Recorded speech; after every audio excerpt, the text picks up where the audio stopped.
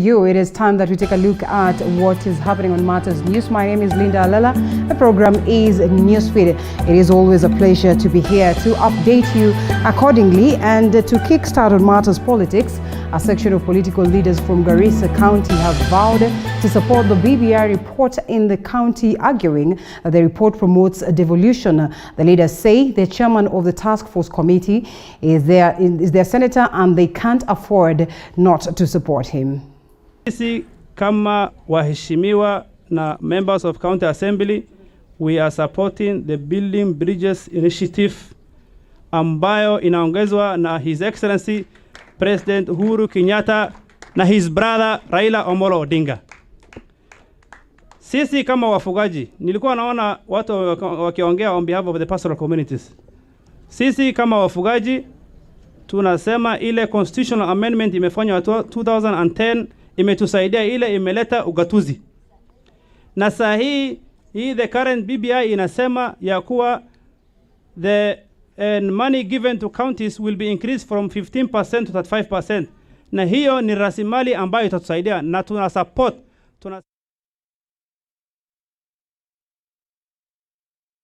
Well, President Uhuru Kenyatta is this hour presiding over the launch of Maktaba Kuu building, the headquarters of the National Library in Nairobi. Our news crew is there for us. Let's cross over there live and listen in. Is the library or the book as we know it going to survive in this digital era? That was number one. Number two was, are we going to have a library in Africa that does not carry the theme of the African? And in the many styles I've mentioned, Your Excellency, there is one element that we call symbolism. In architecture in Africa, every element that you have a symbolic meaning. To clarify what I mean, there is signages and there are symbols. The simplest element of a sign is a billboard. And in a billboard, you are able to read the meaning directly. In African architecture, it is deeply embedded in symbolism, where you are left to look at a structure and try to interpret the meaning through the symbols and the meaning of that building. So, Your Excellency, the challenge was, how do you have an African theme in a library of the future and you do not know whether the book as we know it is going to survive? So what we did, Your Excellency, was to have a team.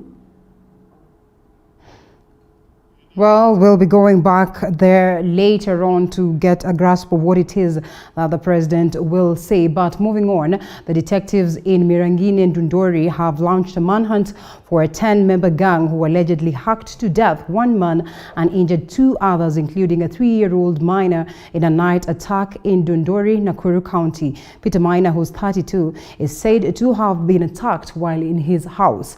The intentions of the group remains unclear, as a resident, Peter Kimotho, while condemning the incident, noted that it's not the first time such is happening, yet authorities have done little to provide them with security. Kimotho said that the group was armed with crude weapons, including machetes.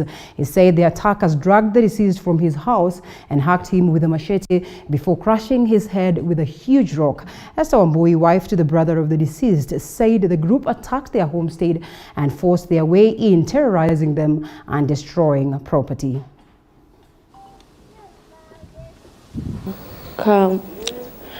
Kitu saa 2 ndo walikuja wakaanza kugoga, mimi hata siwajui, wakaanza kugoga dirisha, wakapasua dirisha, wakituambia tufungue, tukakataa kufungua.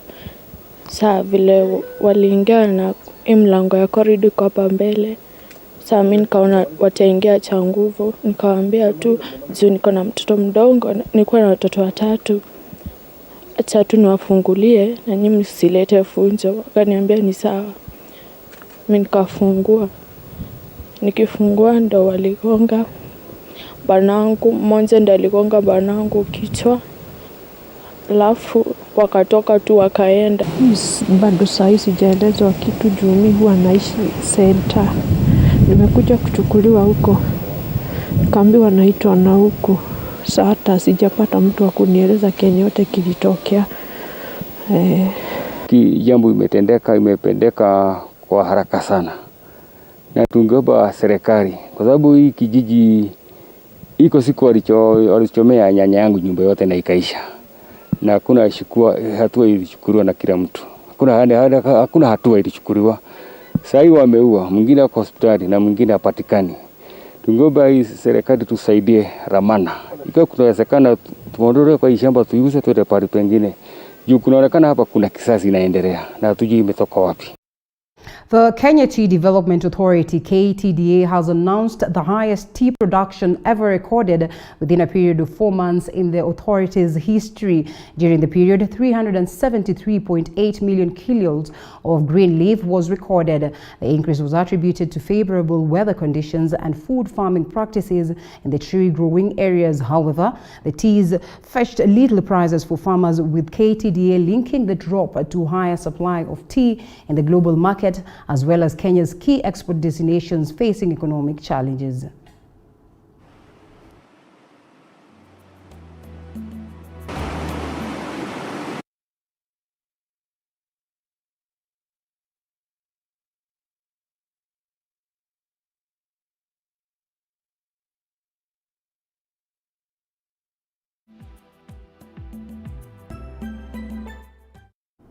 The County Attorneys Forum wants county governments to speed up the transition process to create offices for the Attorney Generals in all 47 counties in accordance with the law. So far, the forum has revealed that between 10 to 12 counties have already transitioned and have offices of county attorneys, while others are following suit fast. President Uhuru Kenyatta signed into law the Office of the County Attorneys Act on July 9th this year. Currently, the county attorneys are one of 3-day retreat in Malindi County.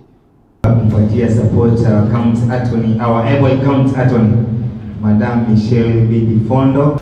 There are counties that do not have those laws in place. So the challenge would be for the county attorneys who are currently in place to start putting in place the necessary laws for purposes of enforcement of the county functions.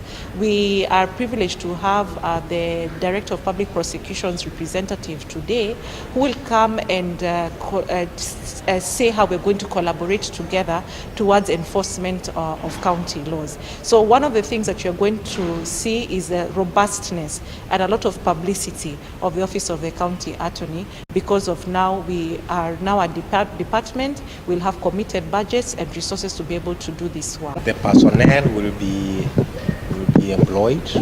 The Act has created the Office of a County Solicitor. There will also be directorates under the Office of the County Attorney, and there will be legal counsel to handle those matters. So going forward, we anticipate that capacity building will reduce the backlog of the cases that have been accumulating over the years. And back to the story, President Uhuru Kenyatta is at this hour presiding over the launch of Maktaba Kuu building, the headquarters of the National Library in Nairobi. Our news crew is in there for us. Let's cross over live and listen in. Expand their intellectual horizons and to promote a reading culture. I want to congratulate the Ministry of Sports and Culture, through you, Amina, for its creative use of the library space to transform it into a hub for knowledge, but also for networking. And I'm pleased to note the special features of this library. Start with the 300 capacity children theater, where children gather for storytelling every Saturday and hold reading competitions. And I believe this is an effective way of promoting and nurturing a reading culture at an early age. I congratulate UCS. I understand that every last Saturday you're also here encouraging our children to read. Hongera, pongezi kwako. But there's also the 50 capacity senior citizen section, which provides newspapers and periodicals and acts as a meeting point for fellow senior citizens who I will be joining shortly to network. This excellent approach, I believe, will ensure that our retirees remain intellectually active and engaged and continue to contribute to nation building. We also have 4 auditoriums with a combined capacity of 1,200 people, which provide space for local authors, for local artists to showcase their work. The 500-seat gallery, the Sanaa Center, will also be available to local artists to showcase their artifacts. And soon after the opening of the library, I am assured that a group of Kisii sculptors who I met when I was in Kisii for Mashujaa Day will be the first group to showcase their work at this impressive building. I'm pleased to note that some of the pieces which I've just seen are being showcased today. We also have the section for persons living with disabilities, where books and other materials are available in different formats, from Braille, audiobooks, and large print books. Ladies and gentlemen, legend has it that Abdul Qasim Ismail, who lived AD 938 to 995, and who became the Grand Vizier of Persia, was an avid reader and was so enthralled with literature and learning that he never left home without his personal library. The 400 camel caravan carried 117,000 books and was more than a mile long. Today we have come a long way since then, and while our thirst for learning and reading has not abated, we can now easily access more than the 117,000 books through a simple tablet or computer. In this context, an important part of this library project is to ensure that all Kenyans, wherever they are, have access to reading materials. The elaborate ICT infrastructure within the facility will facilitate community access to online information and also connect them to the rest of the world. And in this regard, my government, through the Ministry of Sports, Culture and Heritage, and the Sports, Arts and Social Development Fund, is going to implement a 2-year Kenya shillings 250 million project that is focused on establishing the Kenya National Library Services virtual library facility. This virtual library will ensure that Kenyans of all walks of life will have access to quality, timely, and relevant information held by the Kenya National Library from the comfort of their homes. The virtual library, which we intend to launch by June of next year, will have a capacity for 15 million publications, and the first phase will digitize 800,000 books, periodicals, research papers, and government publications, and it will also contain 600,000 e-books, which are currently accessible offline through the e-readers across 63 Kenya National Library Service branches countrywide. Muktaba Kuu is therefore not just a building. It is a place that enables us to understand our past and the contributions made by our forefathers. It is also an ever-broadening platform from which we can build on existing knowledge to address our current and future societal challenges. I want to thank all the leaders who continue to champion more library facilities across the country. Already, several library projects have been funded through the Constituency Development Fund with the support from various members of Parliament. Notable examples include the newly constructed Voi and Eldamaravine libraries that are offering state-of-the-art library services.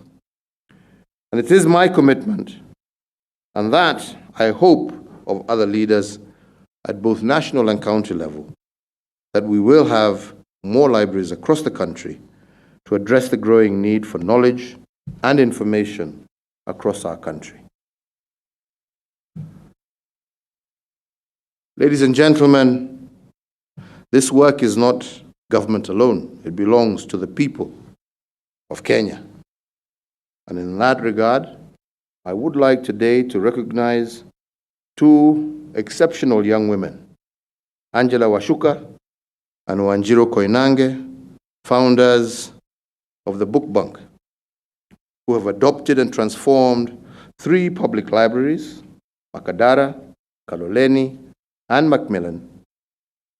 And their restoration model focuses on transforming libraries to community, empowering, and network spaces where the residents of Nairobi can access co-working spaces, legal advice, tax education, as well as literary materials. Book Bank has also embarked on the physical renovation of these libraries while preserving and enhancing their historical integrity.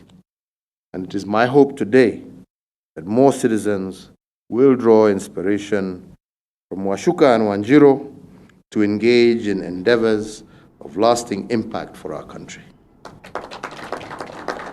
Well, more updates on that function later. And away from it, elders from Garissa County have raised their concern over the rising cases of drug abuse among students during the COVID-19 pandemic period. They say since schools closed in March this year, drug and substance abuse by school-going children who are now idle in the villages have been on the rise. Speaking during a ceremony to install an assistant chief for Galbet location, the elders pleaded with the national government administration to use the intelligence and hunt down the peddlers believed to be within the town. Area Deputy County Commissioner Bernard Ole Kiprupi promised to engage national authority for campaign against drug abuse in taming the menace. Huyu tuko kwake leo, si MCA peke yake. Sisi tunasemaga sumal bararumek.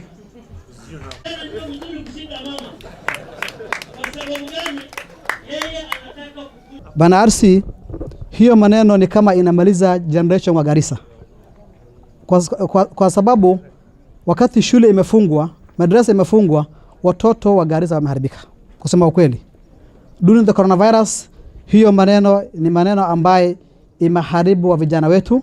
Wa vijana wa Garissa kazi yao ni kukula miraa na kufuta bangi, hakuna kitu kingine. Hiyo nataka kuzingatia kwamba serikali ichukue hatua, security apparatus wafanye kazi yao, na sisi kama viongozi tutakuwa tumewasupport. Tuchungane, tujue amani ndio maendeleo, amani ndio ambaye inaweza kutufikisha penye tunataka kufika. Tafadhali kila mtu ajue mtoto yake anafanya nini. Ndio wa serikali ambayo wakubwa, serikali ambayo wako na sisi hawataweza kufanya kazi tukiwa hatufanyi kazi nao. Tunataka kuhakikisha ya kuwa kama sisi viongozi, elected leaders, we are ready to work with you at all time. Mashaikh kwa sababu ya vile wamelete hiyo maneno, kwa sababu sasa tutaungana na wao watupatie proper information, tukae na watu wanakada, kwa sababu kuna ofisi ya nakada hapa, tuone vile tunaweza kuweka vichwa zetu pamoja ili tuweze kutatua hilo tatizo la madawa ambaye linadhuru karibu nchi nzima. Ya pili, bado ningependa kuomba tuendelee kushirikiana kwa maneno ya security, mtupatie information, na nimefurahi sana kusikia mtu ameongea kuhusu wazazi kuangalia watoto wao ili wasiweze kuingia katika hizi vikundi ambazo zinasumbua kama AS. President Uhuru Kenyatta has instructed the Ministry of Education to have the 2021 school calendar that is inclusive of all learners in 2 weeks. All the learners currently at home are expected to report in January next year. Our Education Affairs reporter Sharon Baranga with a story. January 2021, all learners who have been March this year are expected to report to school. The learners have had the longest break in the history of the school calendar after learning institutions were closed indefinitely since the first case of COVID-19 infection was announced in the country. The Ministry of Education will, within 14 days of the date hereof, announced the 2021 academic calendar, with all other classes expected to resume learning in January of 2021. 12th October, the first phase of learners from grade 4, class 8 and form 4 reported to school. From that time, a number of schools recorded cases of COVID-19 infections, which also resulted to the death of some teachers. The gradual and phased reopening of schools that began with the examination classes is being carefully monitored at all levels so as to ensure that our young Kenyans are safe and secure as they continue preparing for their national examinations. Meanwhile, the president has emphasized that come 2021, all learners are expected to report to school. That for the second year, we have been able to achieve a transition rate of 100% from primary to secondary schools. And even as we prepare to reopen schools, I once again reiterate that no child will be left behind, even those who unfortunately have transitioned into being young parents. Schools' infrastructure for public day and boarding secondary schools will also be expanded in preparation for reopening of schools. That our public day and boarding secondary school infrastructure is overstretched. As a result, our students are suffering congestion in both classes and dormitories. These challenges, however real, must not stop us from pursuing what we know to be the right thing for our children. Rather, they should act as motivation for us to work even harder.